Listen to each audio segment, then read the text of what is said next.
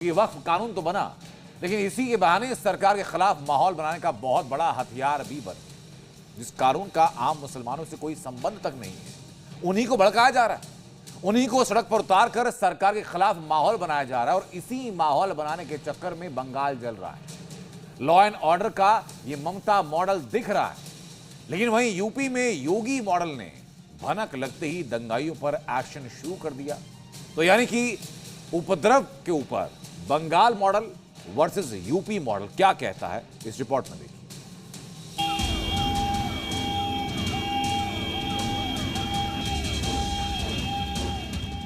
Please remember, when Didi is here, Didi will protect you and your property. तुष्टीकरण का politics हो रहा है, इसलिए बंगाल में ये लोग कर रहा है। उत्तर प्रदेश में भी लाखों एकड़ लैंड वक्फ बोर्ड के नाम पर नाजायज तरीके से कब्जा करने का काम हुआ था। चंद लोगों के लिए लूट का एक माध्यम बन गया था। संसद में वोटिंग और राष्ट्रपति की मंजूरी के बाद वक्फ संशोधन कानून बन गया। बंगाल के मुर्शिदाबाद में मुस्लिम संगठनों का विरोध प्रदर्शन अचानक हिंसक हो गया। वक्फ कानून के विरोध में मुर्शिदाबाद की सड़कों पर मजहबी भीड़ ने जमकर तांडव मचाया। पुलिस पर पथराव, आगजनी, गाड़ियों में आग, सड़क पर जमकर उपद्रव, घंटों तक दहशत का माहौल बना रहा। अभी भी इलाके में तनाव है, इंटरनेट बंद है, बीएनएस की धारा 163 लागू है। सोचिए बंगाल के लॉ एंड ऑर्डर की स्थिति। कई जगहों पर रामनवमी की शोभा यात्रा निकल रही है, उसी बीच वक्फ के खिलाफ भी प्रदर्शन होने लगते हैं। प्रदर्शन हिंसक हो जाता है, भीड़ पुलिस कर्मियों पर पथराव करने लगती है। पुलिस की गाड़ियों समेत कई आसपास मौजूद गाड़ियों को भी आग के हवाले कर दिया जाता है। पुलिस को भीड़ कंट्रोल करने के लिए लाठीचार्ज करना पड़ता है, टीयर गैस तक छोड़नी पड़ती है। सोचिए कि पुलिसकर्मी घायल हो गए, लाखों की संपत्ति राख हो गई। उपद्रवी कानून व्यवस्था के लिए चुनौती बन गई। पूरे जिले में आम जनता के मन में डर का माहौल है, लेकिन मुख्यमंत्री लोगों को सुरक्षा का भरोसा देने के बजाय दंगाइयों को उनकी सुरक्षा की गारंटी दे रही है। अब जो रहेगा उसको प्रोटेक्शन देना हमारा काम है। प्लीज रिमेम्बर, व्हेन दीदी इज हियर, दीदी will protect you and your property. सोचिए जिस कानून के खिलाफ मुस्लिम भीड़ सड़कों पर उतर जाती है, जमकर उपद्रव मचाती है, उनको सबक सिखाने की जगह मुख्यमंत्री खुद बचाव कर रही हैं। इसलिए बंगाल में कानून व्यवस्था पर सवाल उठते हैं, तुष्टीकरण के आरोप लगते हैं। लेकिन कुछ ऐसी ही मजहबी भीड़ यूपी में कुछ ऐसी ही तैयारी कर रही थी, विरोध के नाम पर सड़क पर शक्ति प्रदर्शन की, कानून व्यवस्था को ठेंगा दिखाने की, एक बार फिर माहौल बिगाड़ने की। लेकिन यूपी में योगी सरकार है जो अपराधी को उसका अंजाम तक पहुंचाने में देर नहीं करती। बंगाल में ममता मुस्लिमों से शांति बनाए रखने की अपील की बजाय विरोध में उनके साथ खड़ी है। संसद से पास कानून को गलत बता रही हैं और मुसलमानों को सियासत के लिए उकसा रही हैं। तो वहीं योगी को पहले से ही भनक थी कि यहां भी उपद्रवी कानून व्यवस्था के लिए चुनौती बनेंगे। ऐसे में पूरी तैयारी पहले से है। मुजफ्फरनगर में काली पट्टी बांधकर नमाज पढ़ने पर सैकड़ों नमाजियों को नोटिस जारी कर दिया गया। दंगा भड़काने और लोगों को उकसाने की आशंका को देखते हुए पुलिस एक्शन में है। आप लोगों को दिल में दुख हुआ है वक्फ प्रॉपर्टी के लेके, आप भरोसा रखिए बंगाल में ऐसा कुछ नहीं होगा। जियो और जीने दो, और जो रहेगा उसको प्रोटेक्शन देना हमारा काम है। उत्तर प्रदेश में भी लाखों एकड़ लैंड वक्फ बोर्ड के नाम पर नाजायज तरीके से कब्जा करने का काम हुआ था। चंद लोगों के लिए लूट का एक माध्यम बन गया था। इस लूट पर अब लगाम लगेगी, सख्ती से लगाम लगेगी। बंगाल में अब ममता की पार्टी खुद वक्फ कानून के विरोध में न सिर्फ खड़ी है, बल्कि अपने नेताओं को भी इस काम में लगा दिया है।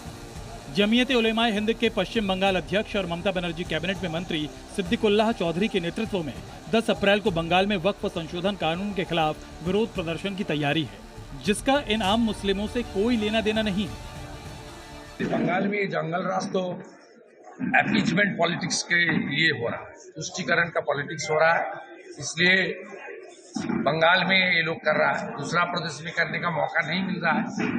वहाँ पुलिस लॉफुल एक्शन लेता है, यहाँ पुलिस लॉफुल एक्शन नहीं लेता है ड्यू टू पुलिस मिनिस्टर है जो चीफ मिनिस्टर ममता बनर्जी। कानून व्यवस्था और सड़कों पर शांति कैसे स्थापित की जाती है, कैसे उपद्रवियों को शांत किया जाता है और कैसे उनको कानून का पाठ पढ़ाया जाता है। योगी मॉडल इसका एग्जाम्पल है, जहां भनक लगते ही पुलिस एक्टिव हो जाती है। लेकिन बंगाल में 10 अप्रैल को ममता के मंत्री खुद अब हजारों की भीड़ लेकर वक्फ कानून का विरोध करने उतरेंगे, तो कानून व्यवस्था की क्या स्थिति होगी, ये देखने वाली बात है। ब्यूरो रिपोर्ट, जी मीडिया। वक्फ कानून देश में लागू हो चुका है, लेकिन इस कानून को लेकर विरोध थम नहीं रहा है। देश भर में प्रदर्शन हो रहे हैं। कल और परसों देश भर में वक्फ कानून वापस लिए जाने की मांग को लेकर मुस्लिम संगठन सड़कों पर प्रदर्शन करने वाले हैं और एक बार फिर वक्फ के नाम पर शाहीन बाग जैसा माहौल बनाने की कोशिश है।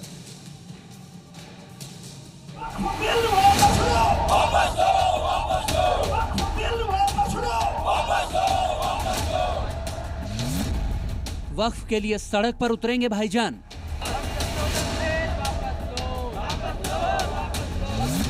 मरने मारने का प्लान नहीं मानेंगे भाईजान। जान देने को भी तैयार हो, जान लेने को भी तैयार है। जान दे देंगे पर वक्फ कानून को नहीं मानेंगे। जान देने के लिए तैयार सही है, संशोधन बिल के खिलाफ। पर वक्फ संशोधन कानून नहीं मानेंगे, नहीं मानेंगे। बवाल करेंगे, भोपाल को भी बंगाल बना देंगे। जहाँ भी वही होगा। यदि ये कानून नहीं माना तो जहाँ भी यही है। वक्फ विरोधी ऐलान, शाहीन बाग वाला प्लान। वक्फ कानून के विरोध में देश भर में भड़काऊ गैंग एक्टिव हो गया है, कभी बयानबाजी करके, कभी लोगों को विरोध के लिए उकसा करके, और अब इनकी प्लानिंग वक्फ के नाम पर देश भर के मुसलमानों में विरोध की आग को भड़काने की है। All India Muslim personal law board और जमीयत उलेमा ने देशव्यापी आंदोलन का ऐलान कर दिया है। पूरी प्लानिंग से वो इस कानून के खिलाफ सड़कों पर उतरेंगे। 10 अप्रैल को जमीयत उलेमा के बैनर तले देश भर में प्रदर्शन होगा, तो जुमे के दिन यानी 11 अप्रैल को AIMPLB ने देश भर में प्रदर्शन का ऐलान किया है। साफ है कि वक्फ कानून को वापस करने के लिए शाहीन बाग वाला प्लान बनाया जा रहा है, ठीक वैसे ही जैसे शाहीन बाग में CAA के खिलाफ प्रदर्शन में दिल्ली को बंधक बनाया गया था, वैसे ही भाईजान का प्लान वक्फ कानून को वापस लेने की मांग पर पूरे देश को बंधक बनाने का है। भोपाल में तो भाईजान वक्फ कानून को वापस नहीं लेने पर मरने मारने तक को तैयार हैं। मस्जिदों पे बात आएगी तो कोई किसी के लिए चुप नहीं रहेगा। नहीं आएगी, सरकार कह रही कोई बात नहीं आएगी। वो आएगी तो फिर भाई जान देने को भी तैयार हो, जान लेने को भी तैयार हैं। रामलीला मैदान को भी भर देंगे। हम शांतिपूर्ण ढंग से काली पट्टी लगा करके हम देश को ये बताना चाहते हैं कि ये संशोधन बिल के हम विरोध में हैं। पूरे देश के अंदर में शाहीन बाग की तरह हम आंदोलन करेंगे, विरोध करेंगे, चक्कर जाम भी करेंगे, गदर भी करेंगे। अच्छा। जो बस की होगी वो करेंगे। ये वक्फ संशोधन मान लीजिए ना, संसद में बना दिया है तो नहीं, ये मुसलमानों के हित में नहीं है और हम इसका विरोध करते हैं। मरने मारने की बात करने वाले भाईजान के दिल की बात जुबान पर आ गई, लेकिन बड़ा सवाल ये भी है कि क्या शहर शहर वक्फ के नाम पर मुसलमानों को गुमराह किया जा रहा है। यहाँ कौम की बात है, आने वाली नस्ल की बात है, क्यों नहीं जाएंगे जी? काली पट्टी बांध के जाएंगे? हाँ जाएंगे। अच्छा, कभी मस्जिद से या कहीं से फोन आया है? फोन की, इसमें फोन की क्या बात है? जो मेरा हक है वो लेना है हमको। हम अपना चीज किसी और को क्यों देंगे? इसके लिए जाएंगे। अभी कोई मेरा जमीन कब्जा करेगा तो हम दौड़ के जाएंगे कि किसी के बोलने पे जाएंगे? बीजेपी काला कानून लाया है तो इसलिए काला पट्टी हम लोग बांध लेते हैं कि वो नजर आवे कि ये काला कानून है और काला पट्टी करके हमने आपको विरोध जता रहे हैं। और ये देश को बीजेपी ऐसे काला कानून को लाला के वो परेशान कर रहा है मुसलमानों को, और जो वो कानून लाइन है वो कानून को उनको वापस लाना पड़ेगा और नहीं तो संशोधन करना पड़ेगा।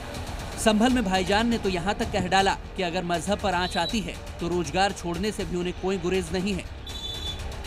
ये काला कानून है साहब, ये बिल नहीं है। काला कानून, बिल्कुल काला कानून। विरोध करेंगे आप इसका विरोध करेंगे हम। जो आप हमारे बुजुर्ग हमारे देंगे इस चीज के लिए, उलमा हिंद वाले, हम उनके साथ। कारोबार तो साहब अपनी जगह है, हमारा धार्मिक स्थल अपनी जगह है। अगर धार्मिक पे कोई बात आएगी तो कारोबार कुछ भी नहीं है, कारोबार भी नहीं है, बिल्कुल बेकार।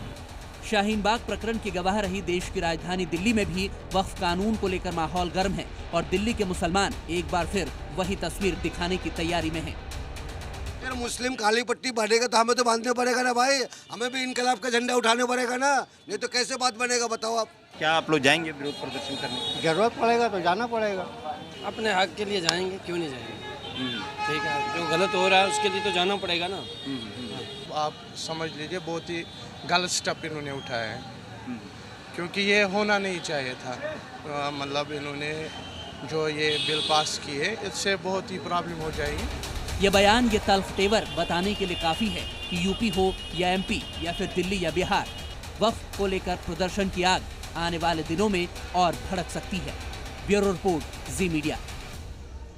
और अब खबर यूपी के कुशीनगर से, जहां मदनी मस्जिद के बाद गढ़िया मस्जिद पर आज बुलडोजर चलने वाला था। मस्जिद कमेटी के लोग सामान समेटने लगे, मगर थोड़ी मोहलत उनको मिली। हालांकि ये मोहलत कितने दिन की और मस्जिद कितने दिन साबुत रहेगी, ये कहना मुश्किल है।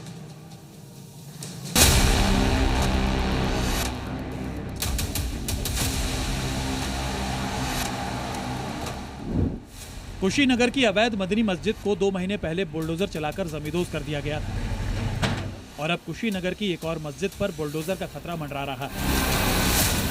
लिहाजा मस्जिद को खाली करने की प्रक्रिया जारी है।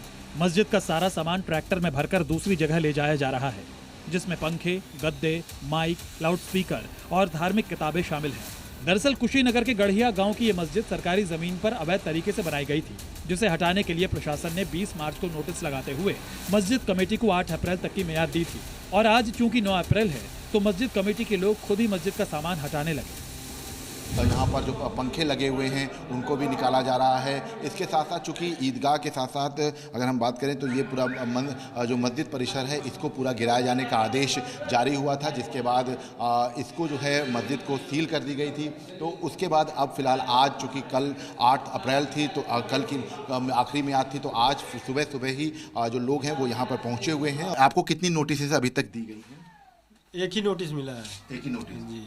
अच्छा, और हटाने के लिए तो आप लोगों ने क्या तय किया, क्योंकि आज तो 9 अप्रैल हो गई, 8 अप्रैल तक का था पूरा? तय क्या किया, जो सामान निकालने का इसमें से आदेश था, सामान हम लोग निकाल ले रहे हैं।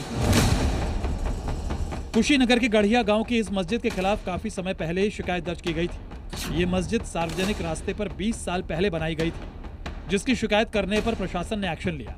जांच में मस्जिद के अवैध निर्माण की बात सामने आई। 25 जनवरी को कोर्ट ने मस्जिद को बेदखली का आदेश दिया, जिसे 8 अप्रैल तक हटाने का प्रशासन ने नोटिस दिया था। कल तक इसका लास्ट अल्टीमेशन का दिन था कि ये लोग मुस्लिम पक्ष अपना इसको डिमोलाइज कर लेना था, प्रशासन बलपूर्वक खाली कराएगा, लेकिन कल तक इन लोगों ने तो इसको खाली कराया नहीं है।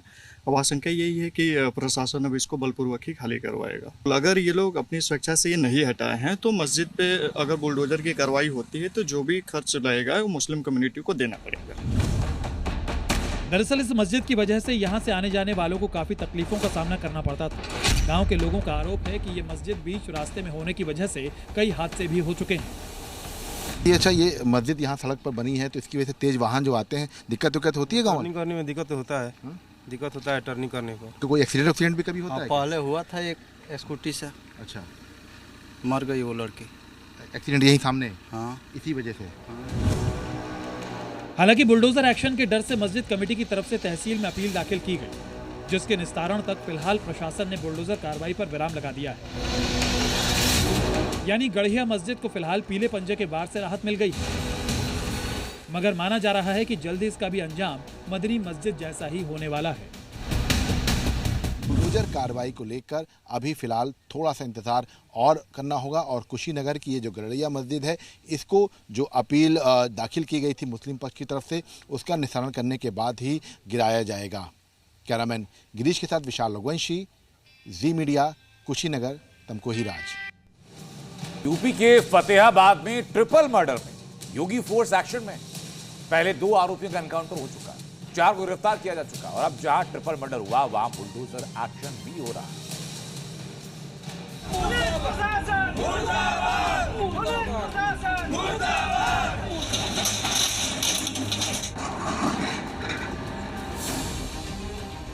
यूपी में अपराध नहीं माफ, बुलडोजर से हिसाब। ट्रिपल मर्डर में एक्शन, आरोपी के घर बुलडोजर। यूपी के फतेहपुर के आखिरी गांव में हुए तीर हत्याकांड में कातिलों ने ना तो किसी को भागने का मौका दिया और ना बचने का। सरेआम गांव में पुरानी रंजिश को लेकर लाशें बिछा दी गई। मौत का ऐसा खेल खेला कि अब घर में सिर्फ महिलाएं ही, सहारा देने वाला कोई पुरुष नहीं। इस वारदात के बाद हंगामा, पुलिस परिजनों के बीच तीखी नोकझोंक, परिवार के लोग बुलडोजर एक्शन को लेकर अड़ गए। होगी योगी जी से मांग करी बुलडोजर चले ही ना घर की जाओ।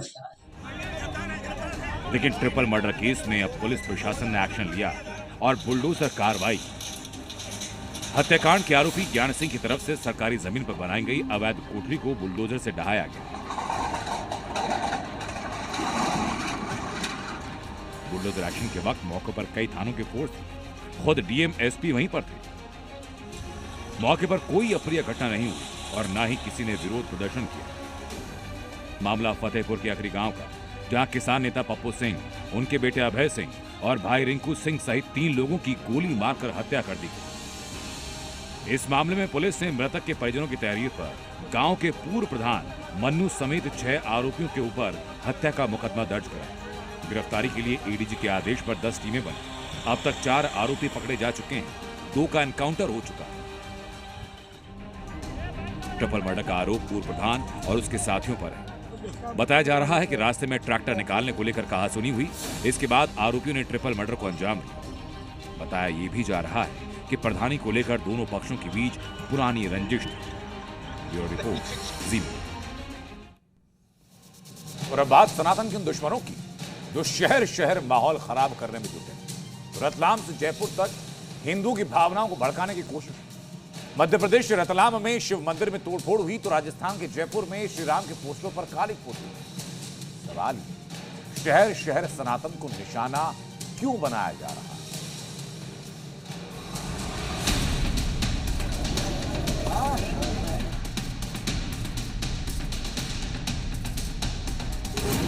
रतलाम का माहौल कौन बिगाड़ रहा है? जयपुर में आस्था से किसने किया खिलवाड़?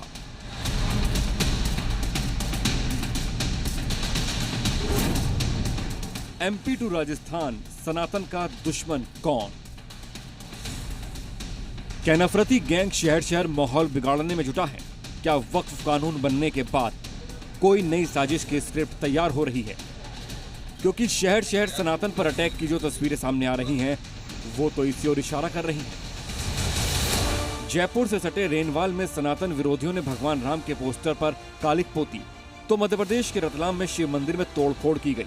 दोनों ही जगहों पर माहौल बिगाड़ने की ही आशंका नजर आ रही है। रतलाम के सैलाना में केदारेश्वर महादेव मंदिर में जलहरी और शिवलिंग को खंडित किए जाने के 15 दिन बाद भी आरोपी पुलिस की गिरफ्त से बाहर है। लिहाजा सनातनियों का गुस्सा फूट पड़ा है।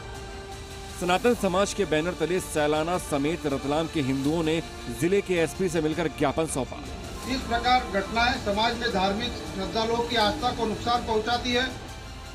दरअसल 24 मार्च को केदारेश्वर महादेव मंदिर में जलाधारी को तोड़ने का मामला सामने आया था। आरोप लगा कि माहौल बिगाड़ने के लिए मंदिर में तोड़फोड़ की गई थी। मंदिर के सीसीटीवी में एक संदिग्ध भी नजर आया था, लेकिन 15 दिन बीत जाने के बाद भी पुलिस इस बात का पता नहीं लगा पाई है कि आखिर इस साजिश के पीछे कौन था, किसने केदारेश्वर महादेव मंदिर में जलाधारी को तोड़ा। लिहाजा सनातनियों के सब्र का बांध टूट पड़ा। आज तो केदारेश्वर है, पता नहीं कल और भी मंदिर है। इस प्रकार से हिंदू सनातन धर्म को खंडित किया जाए, बदनाम किया जाए, इस साजिश को लेकर कुछ षड्यंत्र चल रहे हैं। तो हम तो ये प्रशासन से चाहते हैं कि दूध का दूध और पानी का पानी हो, और जो लोग इसमें संलिप्त है उनको जल्द से जल्द पकड़ा जाए। सांप्रदायिक सौहार्द बिगाड़ने वाली मानसिकता का आदमी था, इसने वहाँ मंदिर पर कर दिया है जलाधारी को। रतलाम ही नहीं, राजस्थान के जयपुर में भी सनातन के खिलाफ बड़ी साजिश सामने आई है। यहाँ सनातन विरोधियों ने भगवान राम के पोस्टर पर कालिक पोत दी। जाहिर है ये हिंदुओं की आस्था और भगवान को ठेस पहुंचाने की साजिश थी। दरअसल रेनवाल रेलवे स्टेशन के पास भगवान राम का पोस्टर लगा था, लेकिन किसी ने इस पोस्टर पर कालिक पोत दी, जिससे नाराज विश्व हिंदू परिषद और बजरंग दल के कार्यकर्ता मौके पर जुट गए और सनातन के खिलाफ साजिश रचने वाले को गिरफ्तार करने की मांग करते हुए धरने पर बैठ गए। हालांकि पुलिस ने प्रदर्शनकारियों को समझा बुझाकर मामला शांत करा दिया है, लेकिन सवाल है कि आखिर कौन है वो लोग जो शहर शहर सनातनी आस्था को निशाना बना रहे हैं, और वक्फ कानून के बाद ही इस तरह के मामले सामने क्यों आ रहे हैं। फिलहाल पुलिस पूरे मामले की जांच में जुटी है। रतलाम से चंद्रेश्वर सोलंकी के साथ ब्यूरो रिपोर्ट, जी मीडिया। पश्चिम बंगाल में तुष्टीकरण का राजनीति ने कानून व्यवस्था का हाल बेहाल करके रखा है, क्योंकि एक तरफ मुर्शिदाबाद में वक्फ कानून के विरोध में जमकर अराजकता है, तो वहीं पूर्वी मेदिनीपुर में होटल में तोड़फोड़ मारपीट और मंदिर के अंदर प्रतिमा को तोड़ा जा रहा, पुजारी के साथ अभद्रता की जा रही। इसके बाद अब इलाके के हिंदू आक्रोश में। पश्चिम बंगाल में टीएमसी सरकार का मदद से सब हिंदू का धर्म का ऊपर जो आघात दे रहा है। तुष्टीकरण की राजनीति की वजह से बंगाल में लॉ एंड ऑर्डर मेंटेन करना बड़ी चुनौती है, जिसे कानून व्यवस्था हमेशा सवालों के घेरे में रहती है। पूर्वी मिदनापुर के रतुलिया में होटल और हरिहर मंदिर में तोड़फोड़ की गई। भीड़ ने अचानक अटैक किया, जिससे होटल के मंदिर के पुजारी से मुस्लिम भीड़ ने कहा कि ये सब यहाँ नहीं चलेगा। ये ठीक नहीं है। अच्छा, अब देखिए तो और किसी का धर्म का ऊपर ऐसे अत्याचार चल रहा है कहाँ भी? पश्चिम बंगाल में टीएमसी सरकार का मदद से ये जो रातुलिया बाजार में पियाली टीएमसी का जो लीडर है, और वो लीडर के साथ और जो मौलवादी है 4-5 मुस्लिम आदमी आके वो मंदिर तोड़ फोड़ के देता है, ये ठीक नहीं है। पूर्वी मेदिनीपुर के रतुलिया में एक होटल में घुसकर कर्मचारियों से मारपीट की गई, तोड़फोड़ की गई। उसके बाद मदमाशों ने मंदिर पर हमला किया, मूर्तियों को खंडित किया। 5 से 6 अपराधी एक साथ मिलकर रामनवमी के दिन हमला किया, भगवान राम के नाम पर अभद्र भाषा प्रयोग किया, मारपीट तोड़फोड़ की घटना सीसीटीवी कैमरे में कैद हो गए। पहले लोगों को लगा कि बिजनेस राइवलरी में होटल पर अटैक हुआ, लेकिन जब हमलावरों ने मंदिर पर भी अटैक किया तो स्थानीय लोगों का गुस्सा भड़क गया। हिंदू के सेंटीमेंट को लेके खेलने का कोई मतलब नहीं था। वो हमारा जो हिंदू समाज है इधर का, सब लोग को बहुत बुरा लगा, हम लोगों को भावावेग में आघात लगा है। मंदिर में तोड़फोड़ के बाद हिंदू संगठनों ने विरोध प्रदर्शन किया। नेशनल हाईवे पर जमकर नारेबाजी हुई, गिरफ्तारी की मांग हुई, जिस पर पुलिस एक्शन में आई और 3 आरोपियों को गिरफ्तार किया गया।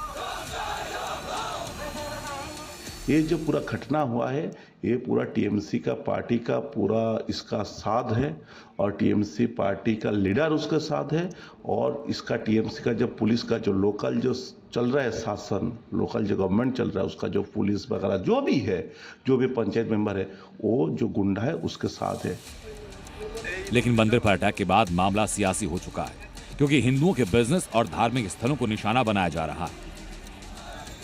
लेकिन टीएमसी के मुताबिक ये बीजेपी की राजनीति है और बीजेपी बंगाल की कानून व्यवस्था पर सवाल उठा रही है, टीएमसी पर तुष्टीकरण की राजनीति का आरोप लगा रही है। मेदिनीपुर से किरण मन्ना की रिपोर्ट, जी मीडिया।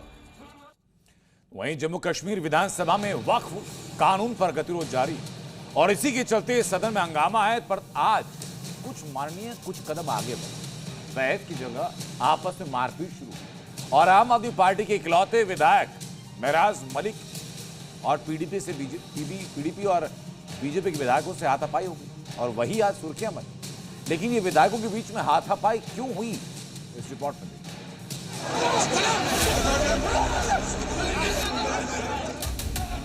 ये आदमी भागने का गुंडा है, क्या चीज है? मुफ्ती साहब मरा है, मुफ्ती साहब मरा है, उसे कौम के साथ गद्दारी की है, गद्दारी की है, तुमने भाजपा के साथ गद्दारी की है। अरे हाउस नहीं है, इतना माफिया लाए इन्होंने, भाजपा के गुंडे, पीडीपी के गुंडे। अरे बाहर देखो कितने लोग, कितने लोग हैं, कौन है वो, कौन है वो, इनको लगता करेगा, अरे इनको भी नहीं छोड़ूंगा। हम शरीफ क्या होंगे और ये सारे आज बदमाश होंगे, क्या बात है। जम्मू कश्मीर के विधानसभा में पिछले 2-3 दिनों से हंगामा हो रहा था वक्फ बिल के विरोध में, पर आज तो सदन के बाहर माननीयों ने हद ही पार कर दी। जनता की भलाई के लिए सदन में पहुंचे माननीयों ने आज गुंडों की तरह लड़ाई की और जोर आजमाइश की। जरा देखिए। लोगों ने हमला किया, इन लोगों ने, इनको शर्म नहीं आ रही। उधर बाहर बीजेपी के गुंडे और साथ में मिलकर आपने हौस चलाने के गुंडे। बस इतनी बात समझ आई, उसके बाद तो बीजेपी और आप विधायक के बीच सिर्फ लड़ाई और हाथापाई हुई।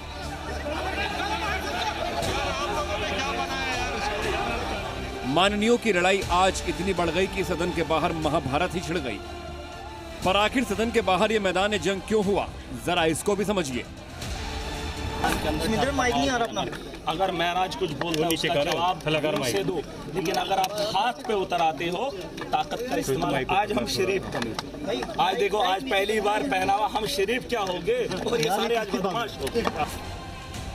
दरअसल आज हुई इस लड़ाई की वजह बना आम आदमी पार्टी विधायक महराज मलिक का वो बयान जो उन्होंने हिंदुओं को लेकर दिया था, जिस पर बीजेपी ने अपना ऐतराज जताया था। लड़ाई के पीछे की पूरी कहानी बीजेपी नेता की जुबानी सुनिए। आज पहले तो इनको पीडीपी वालों से स्कंबल हुआ, फिर हम लोगों को गालियां दे रहे हैं। लगा रहा है भाजपा पे कि पुलिस आप यूज कर रहे हैं। ऐसा कुछ नहीं है। जब आप किसी को गाली दोगे, आप किसी को माँ बहन की गाली दोगे, उसको देश विरोधी गाली दोगे, तो वो कहाँ से बर्दाश्त करेगा। वही रीजन था। इसको आज 20 दिन 25 दिन से हम टॉलरेट कर रहे थे लोग की इसको कुछ ना कहा जाए, लेकिन ये अपनी आदतों से बाज नहीं आता था। दरअसल आज इस झड़प के पीछे आप विधायक महराज मलिक ने भाजपा पर आरोप लगाया कि भाजपा पुलिस का इस्तेमाल कर उन्हें असेंबली में आने से रोक रही है। भाजपा के इशारों पर ही पुलिस बल उन्हें विधानसभा में घुसने से रोक रही थी। महराज मलिक लगातार चिल्लाते हुए नजर आए और भाजपा नेताओं पर आरोप लगाते रहे और इसी बीच पीडीपी नेता विधायक महराज की कहासुनी शुरू हो गई और इसके बाद भाजपा विधायक और महराज मलिक के बीच तीखी बहस शुरू हो गई और बहस इतनी बढ़ गई कि दोनों के बीच हाथापाई शुरू हो गई।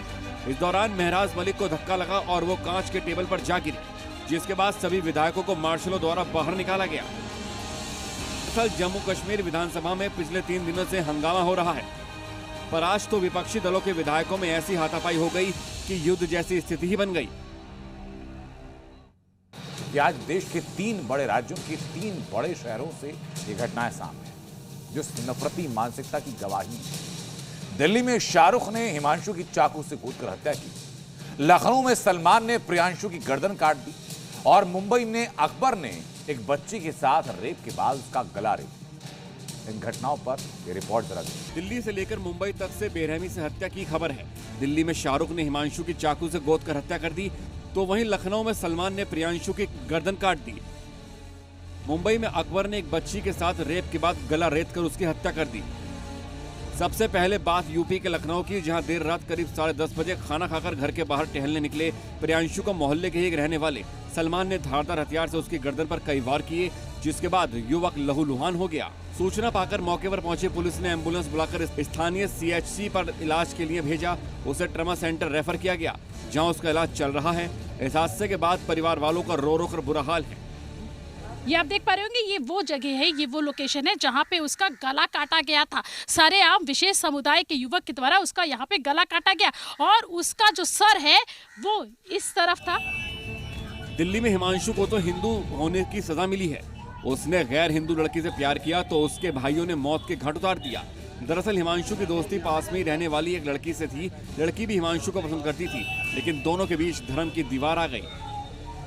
गोकुलपुरी का यही वो क्राइम स्पॉट है जहां पर बीती रात करीब 9 बजे शाहरुख और साहिल नाम के 2 आरोपियों ने हिमांशु नाम के एक 19 साल के युवक की चाकू से गोदकर हत्या कर दी। वहीं हिमांशु के परिजनों का आरोप है कि आरोपी शाहरुख और साहिल ने पहले भी हिमांशु को जान से मारने की धमकी दी थी। हालांकि परिवार तो इस हत्याकांड में लड़की की भूमिका के बारे में बता रहे हैं। 3 लड़के, उनकी बहन भी थी, जो कि क्या नाम है, मेरे लड़के से बोलती चालती थी। उसके थ्रू से बुलवा के और उसकी माँ बाद में आई थी जब लड़के के चाकू मार रहे थे वहाँ पे। मौत के बाद से हिमांशु के घर में मातम पसरा हुआ है। परिवार वालों का रो रो कर बुरा हाल है। परिवार ने हत्या के विरोध में सड़क पर उतरकर न्याय की मांग की है। इस बीच युवक की हत्या के मामले में 2 आरोपियों को गिरफ्तार किया गया है। पुलिस मामले की जांच में जुट गई है। अब बात इस वक्त की सबसे खौफनाक घटना की, जिससे जानकर लोगों की रूह कांप जाएगी। मुंबई के ठाणे में अकबर नाम के शख्स ने बच्ची के साथ पहले रेप किया और उसके बाद उसकी हत्या कर दी। पहले वो लड़की को बहला फुसलाकर अपने घर लेके जाता है, लेकिन लड़की भागने में कामयाब हो जाती है। वो दोबारा आता है, दोबारा उसकी आंखों पे पट्टी बांधकर, जैसे प्रत्यक्षदर्शी हमें बता रहे हैं, जो लोग यहाँ के रहने वाले बता रहे हैं, उसके हाथों में आंखों पे पट्टी बांधता है और कहने वाले बताते हैं कि उसके मुंह पे भी पट्टी बांधी गई थी और उसको यहाँ से इसी रास्ते से होते हुए वो अपने घर पर लेकर जाता है। पहले उसने लड़की के साथ दुष्कर्म किया। जब लड़की डर से चिल्लाने लगी तो उसने उसका मुंह बंद कर दिया। चाकू से वार कर उसे मौत के घाट उतार दिया। पुलिस स्टेशन के बाहर परिजन धरना प्रदर्शन देते रहे। फिलहाल आरोपी को गिरफ्तार कर लिया गया है। पुलिस ने आरोपी का मेडिकल कराया है, जिसमें किसी भी तरह के नशे की बात सामने नहीं आई है। इन सभी घटनाओं ने यह सोचने पर मजबूर कर दिया है कि कैसे लोगों में नफरत के साथ साथ सिर पर खून सवार है। ब्यूरो रिपोर्ट, जी मीडिया। दिल्ली में आज मछली और मंदिर पर राजनीति गरमाए रही। टीएमसी सांसद महुआ मोइत्रा ने एक वीडियो शेयर किया। बीजेपी पर आरोप लगाया कि दिल्ली के चितरंजन पार्क में भगवा ब्रिगेड गुंडागर्दी कर रही है और फिश मार्केट को बंद करने की धमकी दे रही है। हालांकि दिल्ली बीजेपी अध्यक्ष वीरेंद्र सचदेवा ने ऐसे किसी भी दावे को खारिज करते हुए इस वीडियो को फर्जी बताया। और जब जी मीडिया रिपोर्टर ने पूरी घटना की तहकीकात की तो खुलासा जो हुआ वो हैरान करने वाला। सभी भाइयों से यही आदेश है कि जो भी मंदिर के साथ ये बाजार है तो इसमें जो है ये होना नहीं चाहिए। पर हमारा क्या मंदिर का जो परिषद है ना वो शुद्ध रहना चाहिए। मंदिर के जस्ट दीवार के साथ ये गलत है। दिल्ली के मिनी बंगाल कहे जाने वाले चितरंजन पार्क के इस वीडियो ने दिल्ली का सियासी माहौल गर्म कर दिया है। इस वीडियो में भगवा कपड़ा पहने एक लड़का फिश मार्केट के दुकानदारों को धमकाते हुए दुकान बंद करने कह रहा है। वीडियो में दलील दी जा रही है कि ये फिश मार्केट मंदिर के ठीक बगल में है। सनातन तो यही कहता है ना कि हम किसी को काट नहीं सकते।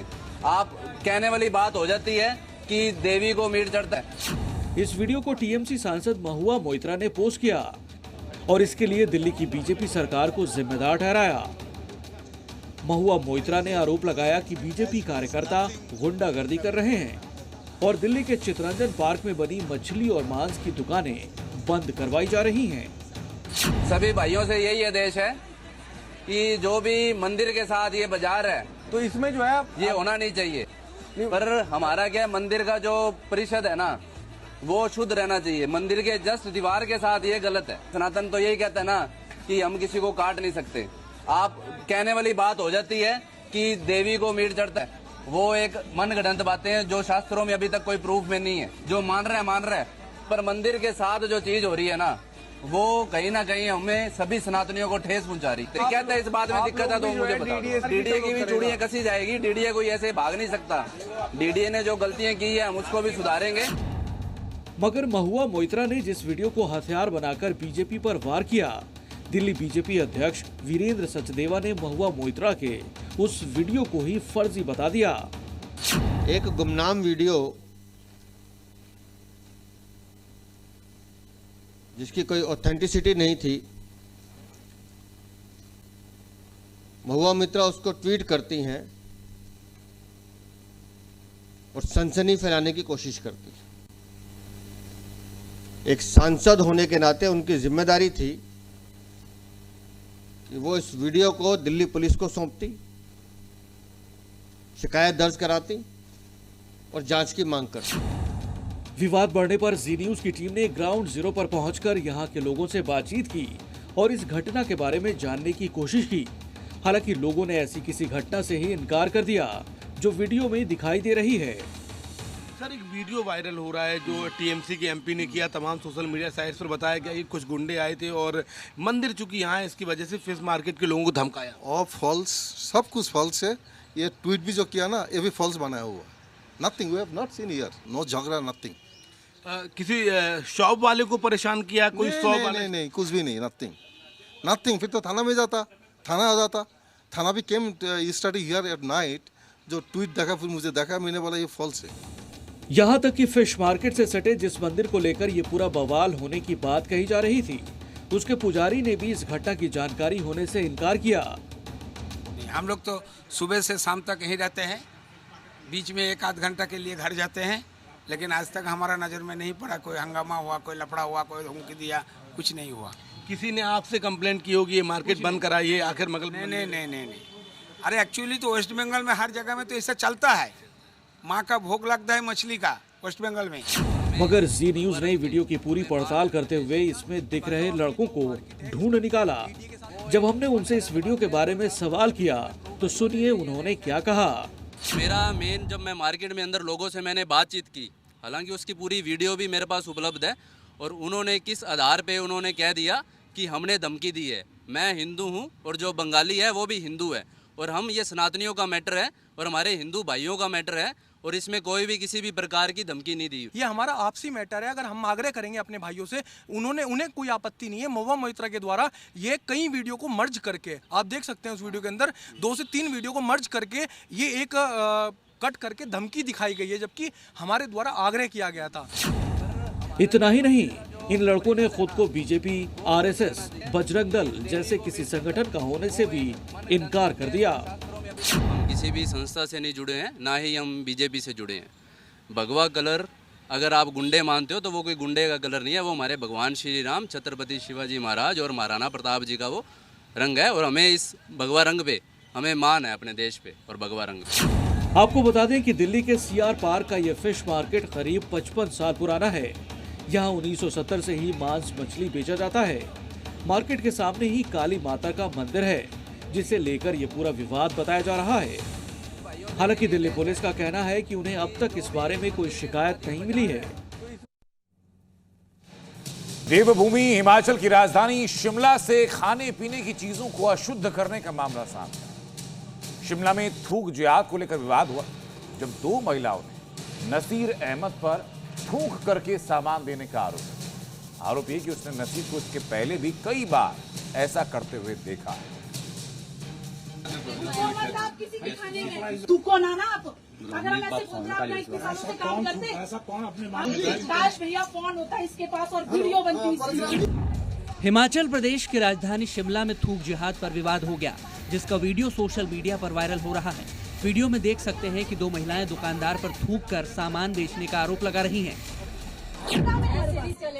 जब तूने थूका तो इसने बोला और तू झुका रहा है, कैसे बोल रहा है? इसको लगा कि हम दो ही हैं। कैसे बोला? मैं कोई, आप तो हिंदू मुस्लिम का मुद्दा कहाँ से आ गया बीच में? बात तो थूकने की है। आरोप लगाया जा रहा है कि देवभूमि संघर्ष समिति कार्यकर्ताओं ने निसार अहमद नाम के शख्स को ऐसा करते हुए देखा। निसार अहमद के पास यहां बैठने का लाइसेंस भी नहीं है, बावजूद इसके वो यहां बैठकर बिक्री कर रहा है। तू कौन आना आप? अगर हम ऐसे सोच रहे हैं इतने सालों से काम करते, ऐसा कौन अपने अगर हम काश भैया फोन होता है इसके पास और वीडियो बनती। प्रत्यक्षदर्शी ने बताया कि निसार अहमद को नमकीन में थूक फेंकते हुए देखा गया। इससे पहले उन्होंने कई बार निसार अहमद को ऐसा करते हुए देखा है, लेकिन पकड़ने का मौका नहीं मिला। लेकिन आज आरोपी रंगे हाथ पकड़ में आ गया। कालीबाड़ी मंदिर जा रही थी, तो जैसे ही मैं जा रही थी तो मेरे साथ एक बहन और भी थी, तो मैंने देखा वो जो वहाँ पर बैठे थे भैया नमकीन वगैरह बेच रहे थे, तो उनके पास वो प्याज वगैरह मिक्स कर रहे थे। मतलब उन्होंने ना पीठ ऐसे करके उसमें लिटरली थूका, जब जो कि मैंने उनको खुद देखा जाके। तू ले चल, इसने थूका है, हम तेरे को भी बोल। फिलहाल मौके पर मामला शांत है। निसार अहमद दुकान बंद कर जा चुका है। नगर निगम की टीम कार्रवाई का दावा कर रही है, लेकिन फिलहाल इलाके में इस वाकये के बाद तनाव के साथ लोगों में शुद्धता और विश्वसनीयता की चिंता दिखाई दे रही है। शिमला से अंकुश डोभाल की रिपोर्ट, जी मीडिया। मुंबई हमले के गुनहगार तहव्वुर राणा को हिंदुस्तान लाया जा रहा है, जिसके बाद मुंबई हमलों को लेकर दुनिया के सामने पाकिस्तान का पूरा खेल सामने आ गया है। क्योंकि तहव्वुर राणा मुंबई में डेविड कोलमैन हेडली का मददगार है और पाकिस्तान का राजदार भी। राणा से एनआईए पूछताछ करेगी, जिसके बाद तहव्वुर राणा हर राज सामने रखेगा।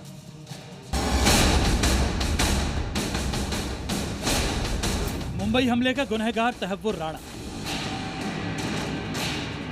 वो आतंकी जिसने 26/11 हमलों के लिए हाफिज के हाथ मजबूत किए, जिसके हाथ मुंबई धमाकों में मारे गए सैकड़ों लोगों के खून से रंगे हैं, जो गिरफ्तार तो साल 2009 में ही हो गया था, लेकिन जिस भारत देश का वो गुनहगार है वहां आने से बार बार बचता रहा था। लेकिन मुंबई हमले के साजिशकर्ता की सारी कोशिशें नाकाम हुई और अब उसके गुनाहों का हिसाब करने के लिए हिंदुस्तान लाया जा रहा है। तहव्वुर राणा बोलेगा, 26/11 के राज खोलेगा। 26/11 मुंबई आतंकी हमले के आरोपी तहव्वुर राणा को स्पेशल प्लेन से अमेरिका से भारत लाया जा रहा है। राणा को लेकर आ रहा विमान कल सुबह दिल्ली लैंड करेगा, यानी भारत का मोस्ट वांटेड आतंकी तहव्वुर राणा कल सुबह भारत की धरती पर अपने गुनाहों का हिसाब देने के लिए मौजूद रहेगा। अमेरिका से प्रत्यर्पण के बाद भारत में तहव्वुर राणा पर मुकदमा चलेगा। तहव्वुर राणा को एनआईए की अदालत में पेश किए जाने की उम्मीद है। एनआईए इस मामले में आरोपी से हिरासत में पूछताछ की मांग कर सकती है। माना जा रहा है कि तहव्वुर राणा को तिहाड़ जेल में ही रखा जाएगा, लिहाजा एनआईए मुख्यालय और तिहाड़ जेल में सुरक्षा कड़ी कर दी गई है। दरअसल अमेरिकी कोर्ट ने 26/11 मुंबई हमले के आरोपी तहव्वुर राणा की उस याचिका को खारिज कर दिया था, जिसमें प्रत्यर्पण को रोकने की मांग करते हुए राणा ने कोर्ट में इमरजेंसी की अपील की थी। तहव्वुर राणा ने अपनी अर्जी में कहा था कि पाकिस्तानी मूल का मुस्लिम होने के कारण भारत में उसे यातना दी जाएगी। दरअसल तहव्वुर राणा के प्रत्यर्पण के लिए भारत 2019 से ही लगा था। 2011 में भारत की एनआईए ने राणा के खिलाफ चार्जशीट दाखिल की। भारत ने 4 दिसंबर 2019 को पहली बार डिप्लोमेटिक चैनल से राणा के प्रत्यर्पण की मांग की।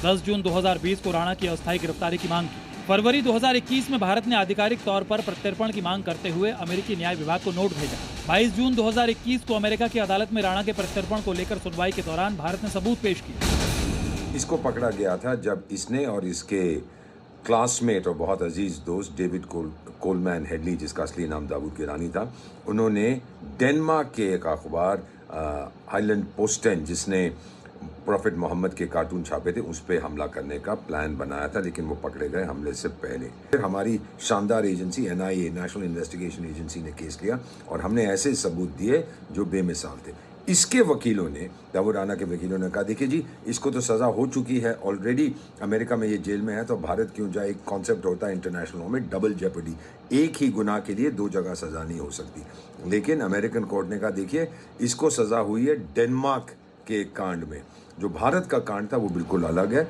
उसमें हमने अभी कुछ नहीं किया। तो फिर उन्होंने ये फैसला किया कि भारत को दे दिया जाए। दरअसल मुंबई हमले की 405 पन्नों की चार्जशीट में पाकिस्तानी मूल के तहव्वुर राणा का नाम आरोपी के तौर पर दर्ज है। इसके मुताबिक तहव्वुर राणा ISI और लश्कर तैयबा का मेंबर है। राणा हमले के मास्टरमाइंड मुख्य आरोपी डेविड कोलमैन हेडली की मदद कर रहा था। राणा ने ही हेडली को मुंबई में फर्स्ट वर्ल्ड नाम से एक ऑफिस खोलने में मदद की। ये ऑफिस उसने अपनी आतंकी गतिविधियों को छुपाने के लिए खोला था। हेडली ने इमिग्रेशन कंसल्टेंसी के जरिए भारत घूमना और उन लोकेशंस को ढूंढना शुरू किया जहां लश्कर तैयबा आतंकी हमला कर सकता था। उसने मुंबई में ताज होटल, छत्रपति शिवाजी टर्मिनस की रेकी की। बाद में यहीं पर हमले भी हुए। लेकिन अब तहव्वुर राणा भारत पहुंचने ही वाला है, जिसके बाद राणा मुंबई हमले के हर राज से पर्दा उठाएगा और पाकिस्तान की करतूतों का एक और कच्चा चिट्ठा दुनिया के सामने आ जाएगा। ब्यूरो रिपोर्ट, जी मीडिया। तो ये तो पाकिस्तान के लिए पहली मुसीबत पर रिपोर्ट आपने दी। अब पाकिस्तान की दूसरी मुसीबत है तालिबान, जिसके साथ उसकी तनातनी अभी भी जारी है।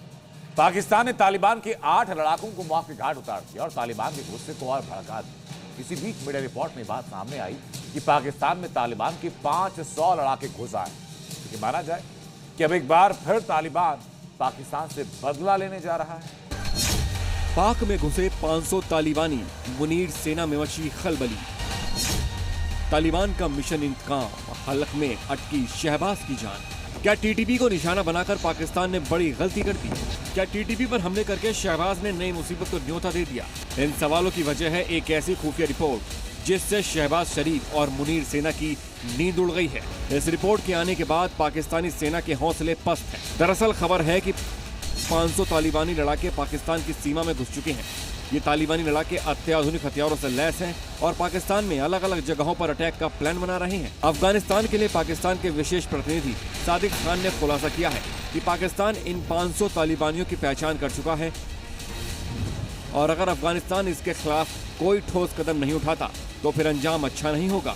इससे पहले पाकिस्तान सेना ने 7 अप्रैल को TTP के 8 आतंकियों को मार गिराया था। ये आतंकी खैबर पख्तूनख्वा में घुसपैठ की कोशिश कर रहे थे।